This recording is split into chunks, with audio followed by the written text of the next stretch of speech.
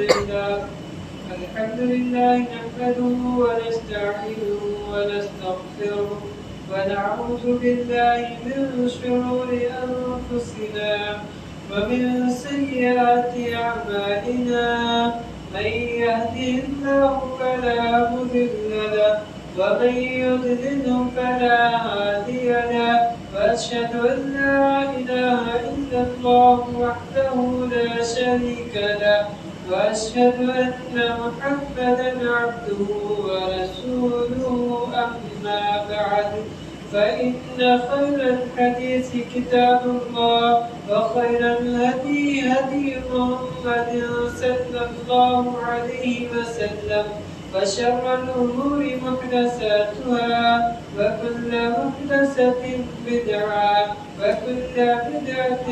ضلالة وكل ضلالة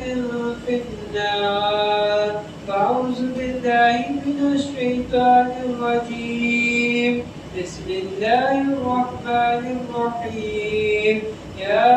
أيها الذين آمنوا اتقوا الله حق تقاته ولا تموتن إلا وأنتم مسلمون يا أيها الناس اتقوا ربكم الذي خلقكم من نفس واحدة وخلق منها زوجها وبث منهما رجالا كثيرا ونساء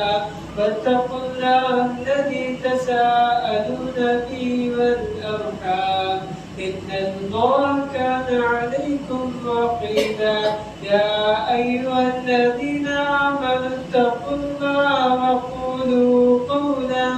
سديدا يصلح لكم أعمالكم ويغفر لكم ذنوبكم ومن يطع الله ورسوله فقد فاز فوزا عظيما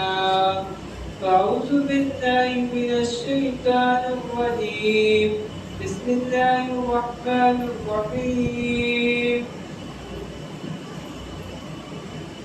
رب إني أسكنت من ذرية بواد غير ذي زرع عند بيتك المحرم ربنا ليقيموا الصلاة فاجعل أفئدة من الناس تهوي إليهم وارزقهم من الثمرات لعلكم تشكرون رب اشرح لي صدري ويسر لي أمري واحلل عقدة من لساني يفقهوا قولي رب زدني علما سامعین اکرام، تمام قسم کی تعریفات، توصیفات، کبریائی، بڑائی، بزرگی، حمد و ثنا اللہ رب العالمین خالق ارض و سما کے لیے لائق اور زیبا ہے، جو ہمارا خالق، مالک، رازق اور پالنہار ہے، جس کے ہم پر بے شمار انعامات ہیں جنہیں ہم گر نہیں سکتے، شمار نہیں کر سکتے۔ ان تعدوا نعمت اللہ لا تحصوها۔ اللہ کے نبی صلی اللہ علیہ وسلم جب رات کے وقت قیام کی حالت میں ہوا کرتے تو اللہ کی حمد کے لیے بہت ہی خوبصورت الفاظ کہا کرتے تھے۔ اللہم لا احصی ثناء علیک، اے اللہ میں تیری تعریف نہیں کر سکتا، انت کما اثنیت علی نفسک، مگر وہ جو خود تو کرتا ہے یا کر چکا اتنی تک۔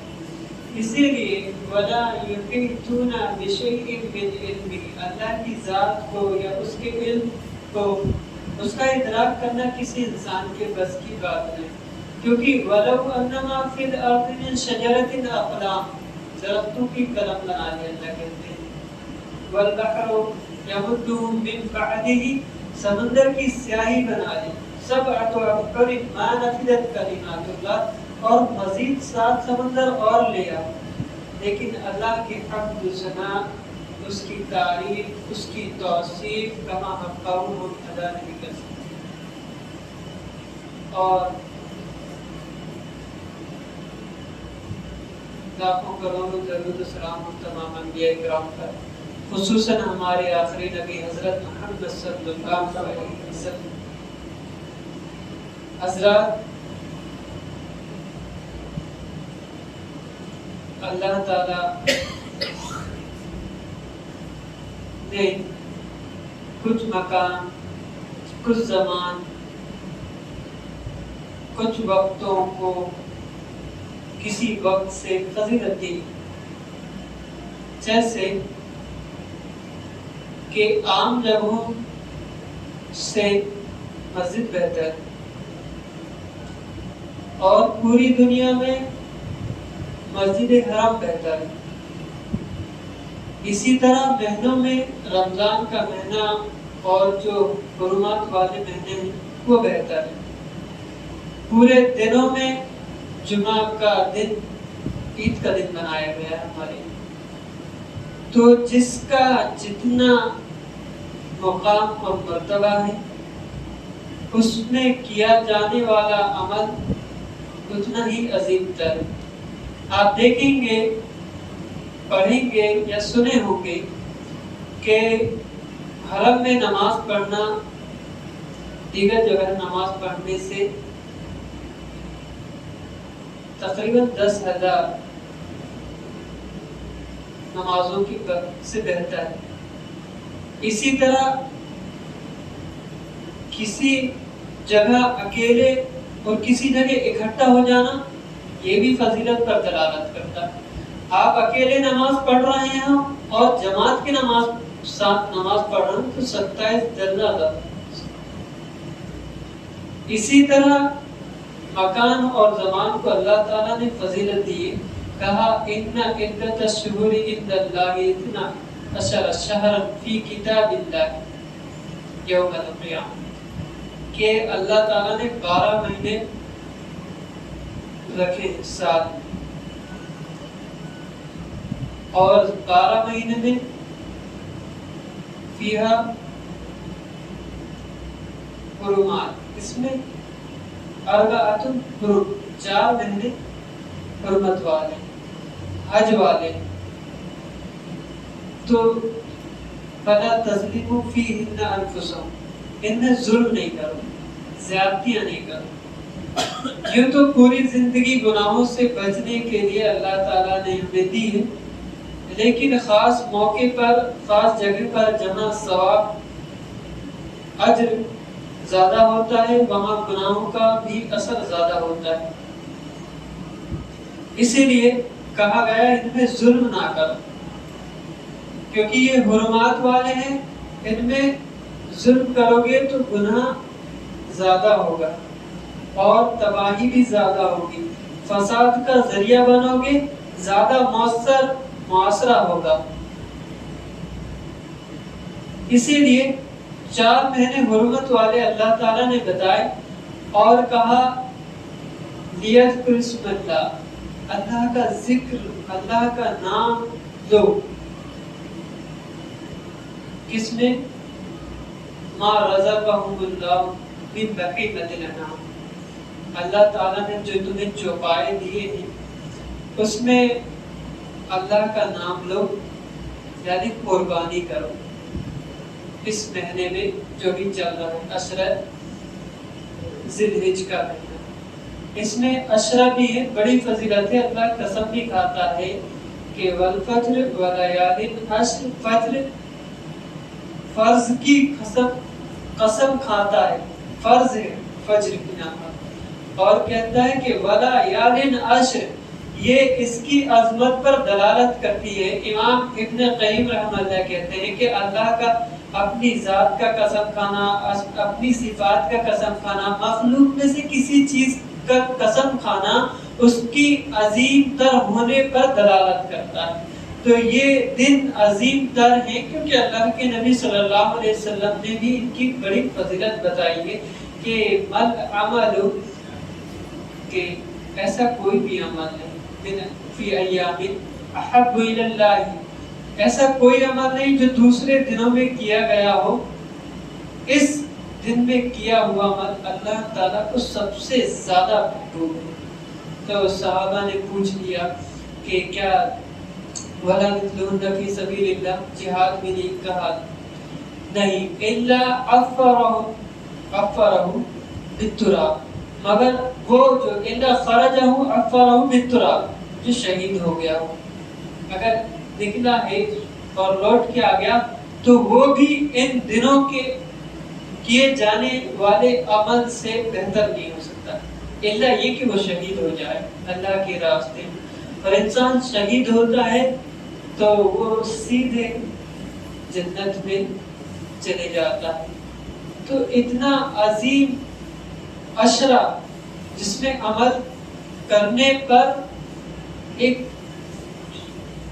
جہاد کرنے والے سے زیادہ ثواب ملتا ہے، اس لیے کہا گیا کہ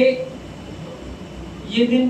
اللہ تعالیٰ کو بہت محبوب ہے، اس میں عمل بھی محبوب ہے اور بڑا عظیم دن ہے۔ تو کیا کرو؟ فَأَكْثِرُوا فِيهِنَّ مِنَ التَّحْلِيلِ وَالتَّكْبِيرِ وَالتَّحْمِيدِ، کیا کرو اس میں؟ تحلیل، لا الہ الا اللہ بولو، الحمدللہ بولو، اللہ اکبر بولو۔ جس طرح تکبیر ہمارے یہاں مشہور ہے کہ اللہ اکبر اللہ اکبر، لا الہ الا اللہ واللہ اکبر اللہ اکبر وللہ الحمد، یہ چلتے پھرتے اٹھتے بیٹھتے ہمیشہ یہ پڑھتے رہنا چاہیے۔ نہیں تو لا الہ الا اللہ اللہ اکبر اس طرح بھی بول سکتے ہیں، جس طرح بھی آسان ہو اللہ کی تحلیل تکبیر اور تمہید بیان کرنا ہے اٹھتے بیٹھتے ہمیشہ، کیونکہ یہ جہاد کرنے والے سے افضل ہے۔ تو ہمیں اس کی قدر کرنا چاہیے، اس کی قدر کریں اور اپنے آپ کو جنت کی طرف زیادہ مائل کر سکتے ہیں، اس میں زیادہ قریب لے جا سکتے ہیں۔ اللہ کی قربت بھی اسی مہینے میں زیادہ ہوتی ہے۔ کہتے ہیں کہ اللہ تعالیٰ کہتے ہیں، حدیث قدسی ہے، اگر ایک انسان میری طرف ایک بالشت آتا ہے نا تو میں اس کی طرف ایک ہاتھ آتا ہوں، اور اگر وہ ایک ہاتھ آتا ہے تو میں پورا ایک ذرا دونوں ہاتھ کے برابر آتا ہوں۔ جب وہ میری طرف چلتا ہے تو میں اس کی طرف دوڑتا ہوں۔ آپ دیکھیں گے وہ جو 99 قتل کر کے چلا تھا اور ایک قادری کا بھی اس نے قتل کیا، جب چلا اللہ تعالیٰ کی طرف ایک لوگوں کی طرف، تو اللہ تعالیٰ نے اس کی اس مسافت کو کیسے کم کر دیا، وہ کہ اللہ قریب آ گیا اس کے۔ اور جب مخاصمہ ہوا فرشتوں کے درمیان تو نیک بستی کی طرف زمین کو کم کر دیا گیا۔ اگر ہم بھی اپنی طرف سے کوشش کریں گے تو اللہ تعالیٰ بھی ہمیں ہماری طرف آئیں گے اور ہمیں نیک عمل کی توفیق دیں گے۔ اسی مہینے میں عرفہ کا مہینہ بھی ہے، اللہ کے نبی صلی اللہ علیہ وسلم نے اس میں بڑی فضیلت، اس کی بھی بڑی فضیلت بتائی۔ یوں تو دوسرے روزے کی اتنی فضیلت نہیں ہے، کیونکہ دوسرے روزے میں عاشورہ کا روزہ ہے، اس میں سال بھر کے گناہ معاف ہیں، وہ بھی پچھلے۔ کہا گیا کہ صیام یوم عرفہ انی احتسب علی اللہ ان یکفر السنۃ التي قبلها، میرا اللہ کے نبی صلی اللہ علیہ وسلم کہتے ہیں کہ صیام یوم عرفہ یعنی عرفہ کا روزہ گویا کہ ایک سال پچھلے گناہوں کا کفارہ ہے، وَالسَّنَةَ الَّذِي بَعْدَ، اور ایک سال بعد کے گناہوں کا بھی کفارہ ہے۔ تو ہمیں یہ روزہ ضرور رکھنا ہے، اس سے کوتاہی نہیں کرنا ہے، اور کوتاہی کر کے اسمارٹ بھی نہیں سمجھنا ہے، اپنے آپ کو عقل مند نہیں سمجھنا ہے، کیونکہ وہ عقل مند وہ ہے، اللہ کے نبی صلی اللہ علیہ وسلم کہتے ہیں عقل مند وہ ہے جس نے زندگی پایا اور اپنے آپ کو اللہ کو راضی کروا دیا اس زندگی میں، وہ عقل مند ہے۔ اس دنیا میں رہتے ہوئے آخرت کا سامان اکٹھا کر لیا، وہ عقل مند ہے۔ دنیا اکٹھے کرنے والے کہاں چلے گئے؟ کہا والعصر، بڑے زمانے گزرے ہیں، بڑے لوگ گزرے، الا الذین ان الانسان لفی خسر، زمانے نے بڑے لوگ دیکھے، قسم ہے زمانے کی، زمانہ گزر گیا، ہمیشہ انسان نقصان میں ہی رہا، اور نقصان کا اس کا خود کا ہاتھ کا کیا ہوا، لیکن اس سے بری ہے الا الذین آمنوا وعملوا الصالحات، جو علم نالج لیتے ہیں، اللہ کی معرفت حاصل کرتے ہیں، ایمان اللہ پر رکھتے ہیں اور اس کے مطابق پرفارم کرتے ہیں، اس علم کے مطابق، اس میں نہ تکبر نہ عاجزی، اس علم کے مطابق اللہم لا علم لنا الا ما علمتنا، اس کے مطابق عمل کرتے ہیں، اس میں آنے والی مصیبت اس علم کے صحیح ہونے کی تلقین بھی کرتے ہیں، وتواصوا بالحق، اس کے حق ہونے پر بھی وہ ثبوت دیتے ہیں۔ جب بھی کوئی مقام اور مرتبہ ملتا ہے، کوئی سیٹ ملتی ہے، تو وہ اس جگہ پر بھی رہ کے اللہ کے نام کا اتفاق کرتے ہیں اور اس میں آنے والی مصیبت پر متواصل صبر کرتے ہیں۔ تو یہ لوگ یقیناً کامیاب ہیں، یہی کامیاب ہونے والے ہیں۔ اور یوں زندگی کا ہر پہلو، ہر محور، ہر اینگل سے زندگی انہی چار چیزوں پر گری ہوئی ہے۔ جہاں بھی آپ دیکھیں گے، جب ان سب چیزوں کو اکٹھا کریں گے تو اس سے ایک تقوی نکل آتا ہے، اور اللہ فرماتا ہے وَمَن يُعَظِّمْ شَعَائِرَ اللَّهِ فَإِنَّهَا مِن تَقْوَى الْقُلُوبِ، کہ جو اللہ کے شعائر مطلب اللہ کے حکم کی، اللہ کی آیتوں کی، نشانیوں کی جو تعظیم کرتا ہے، اس کے حکم کو بجا لاتا ہے، یقیناً یہ تقوی کے قریب ہے، اس کا دل تقوی کے قریب ہے۔ زندگی کے ہر پہلو میں آپ بغیر تقوی کے نہیں چل سکتے۔ خلوص اور للہیت نہیں، تقوی نہیں، کوئی بھی عمل قابل قبول نہیں۔ ریا، نمود و نمائش، اللہ والے کہتے ہیں کہ اگر دل میں شک ہو، شبہ ہو، بد اعتمادی ہو تو جی بڑے سے بڑا عمل کسی کام کا نہیں۔ ایک عالم کا علم بھی اسے قیامت کے دن جہنم سے نجات نہیں دلا پائے گا، ایک سخی کی سخاوت بھی اسے جہنم سے نجات نہیں دلا پائے گی، شہید کی شہادت بھی اسے جہنم سے نجات نہیں دلا پائے گی۔ لیکن وہی دل صاف ہو، ستھرا ہو، یقین ہو، خلوص اور للہیت ہو، تقوی ہو، تو چھوٹے سے چھوٹا عمل اس کو اللہ بڑا کر دیتے ہیں۔ آپ دیکھیں گے کہ کتے کو پانی پلانے کی وجہ سے اللہ نے کہا قد شکر اللہ وغفر اللہ، اللہ نے اس عمل کی قدردانی بھی کی اور ایسے معاف بھی فرمایا۔ اسی طرح کفل نامی شخص جو پوری زندگی گناہ کرتا رہا، ایک عورت کے واعظ و نصیحت پر اس نے جب توبہ کیا اور جو اس کا انتقال ہوا، ابھی کوئی عمل بھی نہیں کیا تھا، رجوع ہی کیا تھا۔ التائب کمن لا ذنب لہ، کہتے ہیں گناہ سے توبہ کرنے والا ایسا ہے جیسے گناہ کیا ہی نہیں۔ تو اللہ تعالیٰ نے فرمایا، گیٹ پر لکھا تھا، دروازے پر لکھا تھا ان اللہ قد غفر اللہ للکفر، کہ اللہ نے کفر کو معاف فرمایا۔ تو دل اگر صحیح ہو، صاف ہو، ستھرا ہو، تو بڑا عمل، چھوٹے سے چھوٹا عمل بھی اللہ اس کو قبول کرتے ہیں اور اس کا بڑا اجر ہوتا ہے۔ اسی طرح ان دنوں میں قربانی بھی ہے، اور ابن حجر رحمہ اللہ اس عشرے کی فضیلت، اس کی عظمت کا سبب یہ بتاتے ہیں کہ ان السبب عشر ذی الحجہ کی یہ اجتماعی عبادت، کہ اس کے امتیاز، عشرہ ذی الحجہ کے فضیلت کے بارے میں بتاتے ہیں کہ اس کی ایک وجہ یہ ہے کہ اس میں ساری عبادتیں اکٹھا ہو جاتی ہیں۔ اور کیا وہی الصلاۃ والصدقہ والصیام والحج، نماز، روزہ، حج، یہ اللہ تعالیٰ اور قربانی، یہ اکٹھا ہو جاتی، یہ وجہ۔ تو اس میں ایک دن یوم عرفہ ہے جو بڑی فضیلت والا ہے۔ اللہ کے نبی صلی اللہ علیہ وسلم فرماتے ہیں ما من یوم اکثر من یعتق لہ، کہ ایسا کوئی دن نہیں جس میں، اس دن سے بڑھ کر کوئی دن نہیں جس میں اللہ تعالیٰ سب سے زیادہ بندوں کو من اہل النار، جہنم سے نجات دیتا ہے۔ اس دن اور کیا کرتا ہے؟ فَإِنَّهُ لَيَدْنُو، اور ان کے قریب بھی ہوتا ہے، کیونکہ وہ بھی اللہ کے قریب ہوتے ہیں تو وہ ان کے قریب ہوتا ہے. ثُمَّ يُبَاهِ بِهِمُ الْمَلَائِكَةَ، اور فرشتوں پر فخر کرتا ہے، جنہوں نے کہے تھے کہ ایسی مخلوق کو پیدا کر رہا ہے جو فساد برپا کریں گے،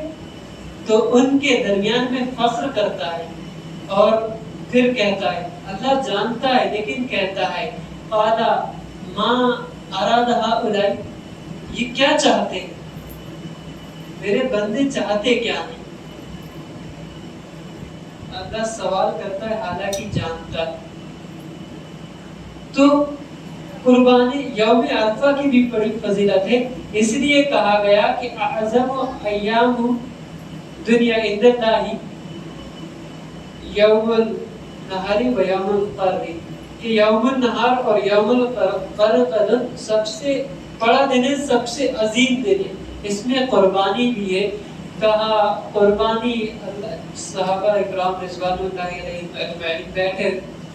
کہا ما هذه الأضحى، اللہ کے نبی صلی اللہ علیہ وسلم کی قربانی کیا ہے؟ تو قال سنت ابیکم، یہ تمہارے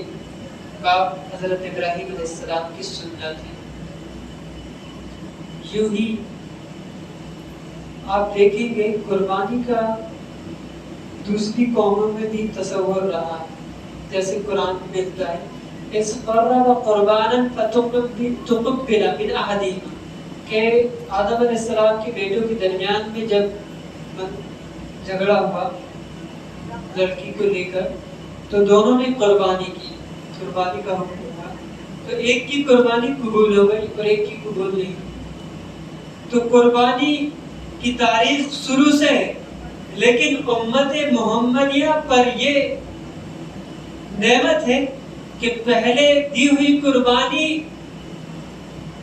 ختم ہو جاتی، اس سے صرف نیت کا فائدہ، ثواب کا فائدہ ملتا تھا، معاشرتی فائدہ نہیں ملتا تھا. لیکن امت محمدیہ میں یہ فائدہ ہے کہ آپ اپنے دل کو بھی صاف کر سکتے ہیں اور اس کے ذریعے سے، اس قربانی کے ذریعے سے معاشرے کو بھی تنگ دستی سے دور کر سکتے ہیں، کہ اسے کھا سکتے ہیں. یہ امت محمدیہ کا ایک عظیم شرف ہے، دیگر امتوں میں یہ نہیں رہا، آگ آتی تھی اور اس کو ختم کر دیتی تھی. تو قربانی قبول، ایک کی ہوئی ایک کی نہیں ہوئی، تو کیا کہتا ہے کہ اقتلنک، اس طرح تو میں تجھے قتل کر دوں گا. تو قابل کیا کہتا ہے، بڑا پیارا ہی جملہ ہے، انما یتقبل اللہ من المتقین، کہ قربانیاں تو تقوی والے کی قبول ہوتی ہیں، جو گناہوں سے بچتا ہے، جو اس طرح کی حرکات سے، جس طرح حابیل کے دل میں جو فریب آیا تھا کہ وہ اس نے اپنی بہن سے نکاح کرنا چاہا تھا، اس کے دل میں فریب آیا تھا،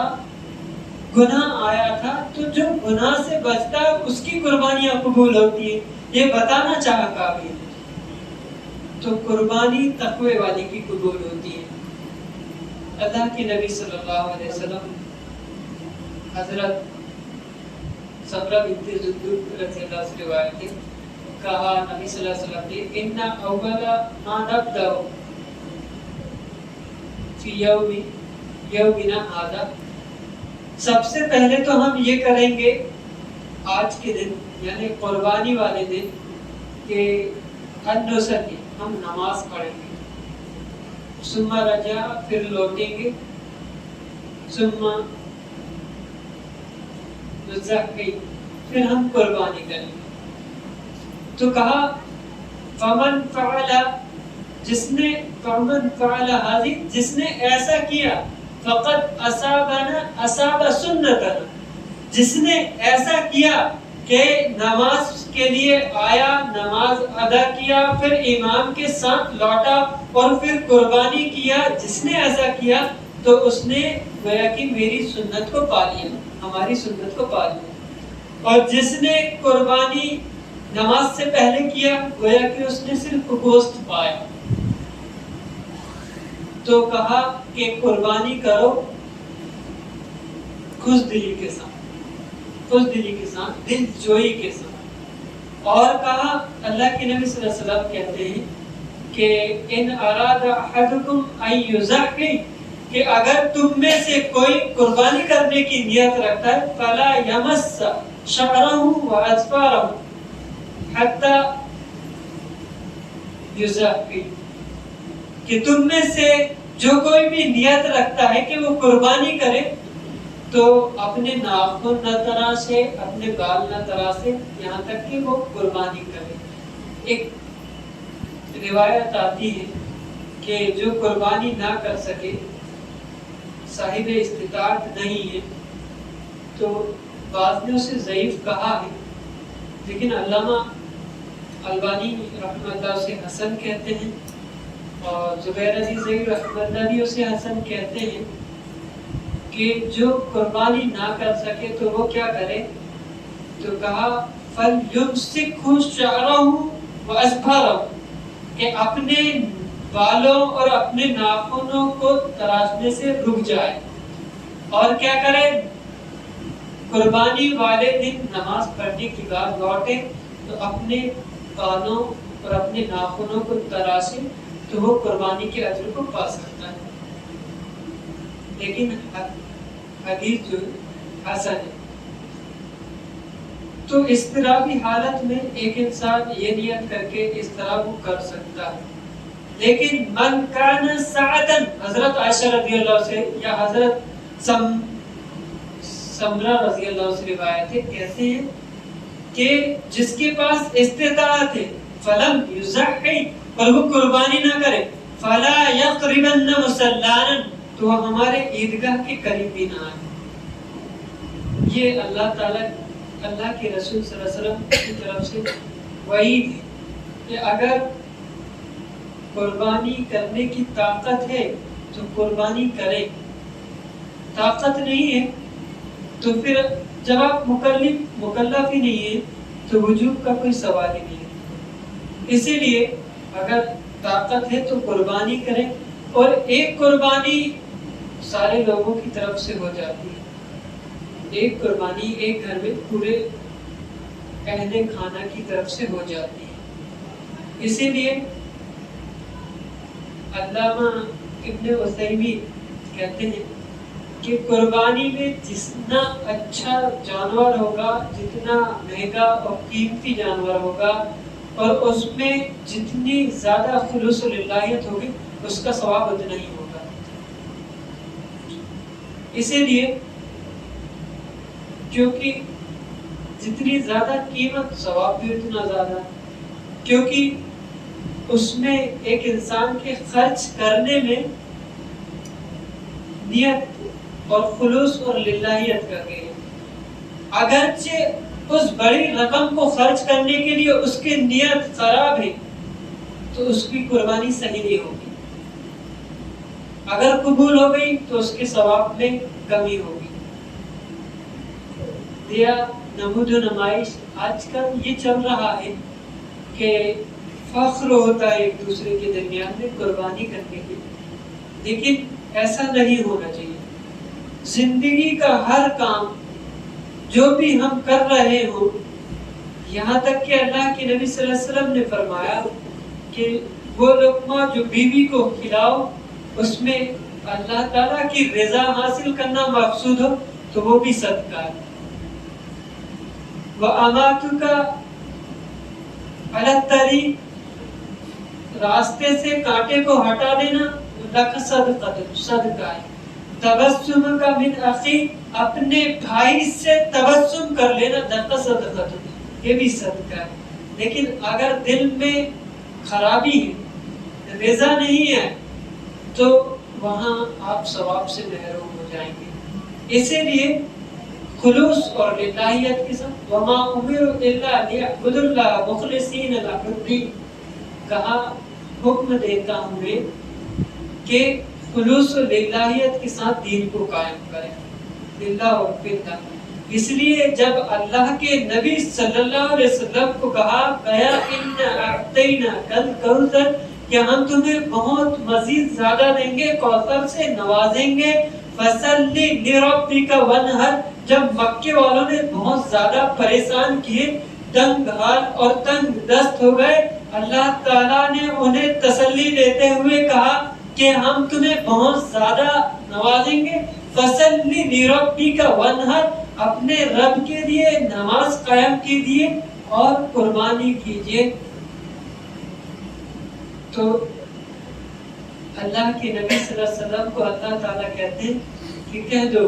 قُلْ إِنَّ صَلَاتِي وَنُسُكِي وَمَحْيَايَ وَالْمَمَاتِ لِلَّهِ رَبِّ الْعَالَمِينَ، کہ میری نماز، میری قربانی، میرا جینا، میرا مرنا سب اللہ رب العالمین کی، اور اللہ تعالیٰ نے اس کا حکم دیا ہے، اور میں مسلمانوں میں سے، یہ اللہ تعالیٰ نے اپنے نبی کی زبانی کہلوایا، کیونکہ جو بھی دکھاوے کی نماز پڑھتا ہے، دکھاوے کا صدقہ کرتا ہے یا دکھاوے کی قربانی کرتا ہے تو وہ شرک کرتا ہے، گویا کہ اللہ تعالیٰ کے ساتھ وہ دوسرے کو اس کی رضا میں شریک کرتا ہے۔ اسی لیے خالص اللہ تعالیٰ کے لیے قربانی کریں، قربانی کا بڑا اجر ہے، لیکن جو ہر بال کے بدلے میں جو نیکی ہے وہ حدیث ضعیف ہے۔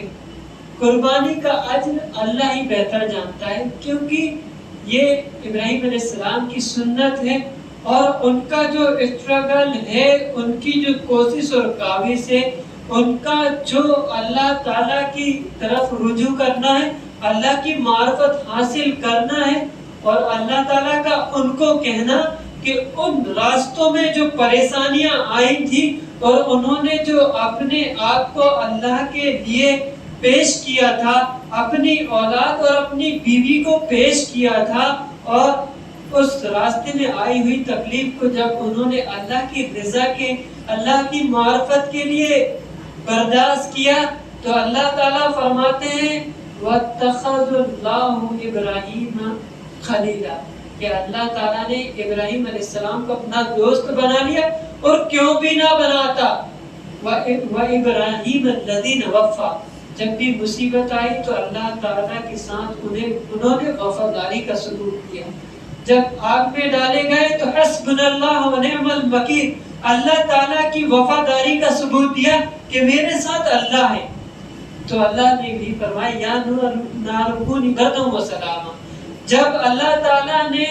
ان کی بیوی بچے کو آگ کے ذریعے سے دور کرنے کا حکم دیا، اللہ کی رضا کے لیے وہ بھی دور کر دیا، اور دعا کا کیا کرتے ہیں، دعا میں بڑا ہی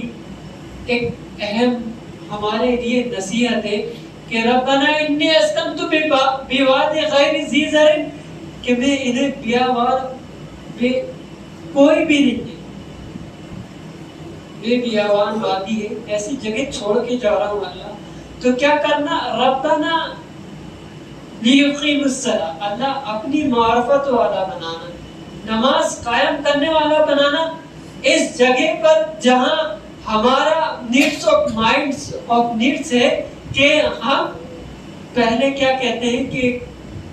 کھانا پینا، گھر باڑی مکان، پیٹ، صحت و تندرستی ہے، اس کے بعد دین ہے، لیکن اللہ کے نبی خلیل الرحمن کی اس دعا سے پتہ چلتا ہے کہ سب سے پہلا مقصد اللہ کی رضا ہے، اللہ کی معرفت ہے، تبھی ہماری قربانی قبول ہوگی۔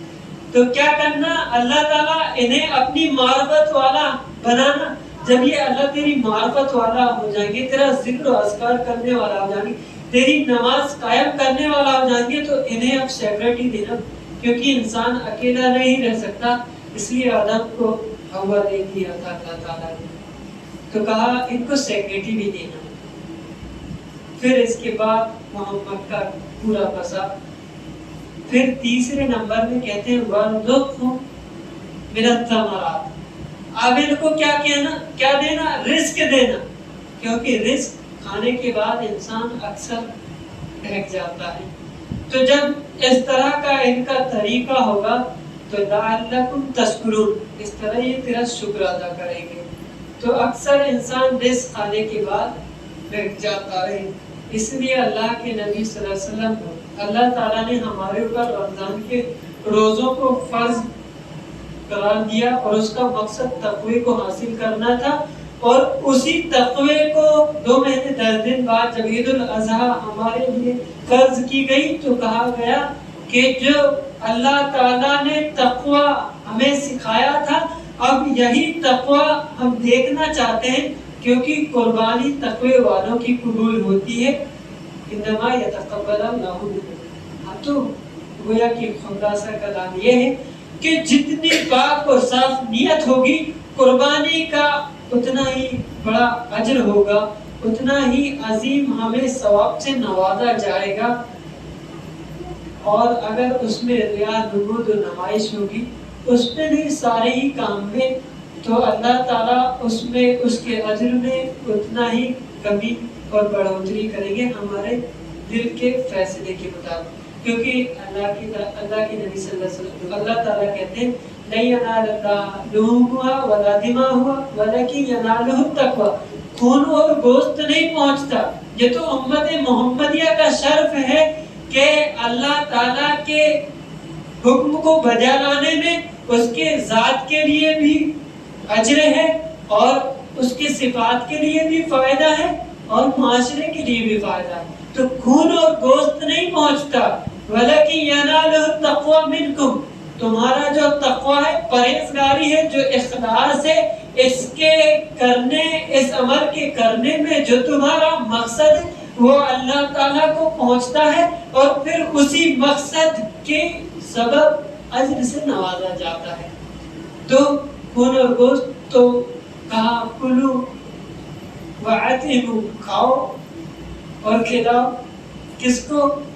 قانع والمعتر، جو بیچارے تنگدست ہیں اور خستہ حال ہیں، غریب اور مسکین ہیں، ان کو کھلاؤ۔ یہ خوشی کا دن ہے، عید کا دن ہے، تو عید کا دن ہے تو غریبوں اور مسکینوں میں خوشحالی اور کشادگی ہونا چاہیے، تو کھاؤ اور کھلاؤ اور اپنا تقویٰ اللہ کو پہنچاؤ، یہ ہمارا مقصد ہونا چاہیے۔ اس سے ہم سبق بھی حاصل کریں کہ ہم دوسرے کے لیے فائدہ مند بھی بنیں، اور اس کے ساتھ ساتھ مطلب پرست بھی بنیں، کہ اس فائدہ مند کے پیچھے ہمارا مقصد اللہ کی رضا ہونا چاہیے، اللہ کی خوشنودی ہونا چاہیے، تو ہم دنیا میں بھی کامیاب ہوں گے، آخرت میں بھی کامیاب ہوں گے۔ ما اکثر ما يدخل الجنت،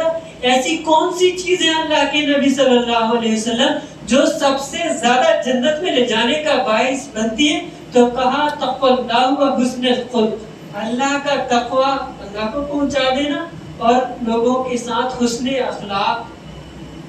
گویا کہ ہم جو ذبح کر رہے ہیں اسے لوگوں کو بھی کھلائیں، خود کھائیں، غریب و مسکینوں کو تک بھی پہنچائیں، اس کا جو چادر اور جو اس کی کھال ہوتی ہے اس کو غریب و مسکینوں تک پہنچائیں، یہ ہمارے لیے حسن اخلاق کا بھی ذریعہ ہے، اور اس سے اللہ کی رضا مقصود ہے، تو یہ ہمارا تقویٰ ہے جو اللہ تک جائے گا، جس کے نتیجے میں اللہ ہمیں اس کے اجر سے نوازیں گے، اور وہی ہمارے لیے جنت میں جانے کا ذریعہ ہوگا، جہنم سے نجات کا ذریعہ ہوگا۔ اللہ تعالیٰ سے دعا ہے اللہ تعالیٰ ہمیں صحیح سمجھ کی توفیق دے، اللہ ہمارے دلوں میں تقوی کو رکھ دے، خلوص و ہدایت کو رکھ، ہماری قربانیوں کو قبول کر، اللہ تعالیٰ اس قربانی کے نتیجے میں ہمیں بڑے اجر سے نوازنا، اور معاشرے کی تنگدستی، خستہ حالی کو بھی دور کرنا، اللہ تعالیٰ عمل کو قبول کرنا، جنت میں جانے کا ذریعہ بنانا، جہنم سے نجات کا ذریعہ بنانا، اللہ جو بیمار ہیں انہیں شفا کاملہ عاجلہ کرنا، جو تنگدست ہیں ان کو کشادگی دینا، جو قرضدار ہیں ان کو قرض کے معاہدے میں آسانی فرمانا، اللہ جب تک رکھنا دین اسلام پر رکھنا، جب ہمارا خاتمہ کرنا دین اسلام پر۔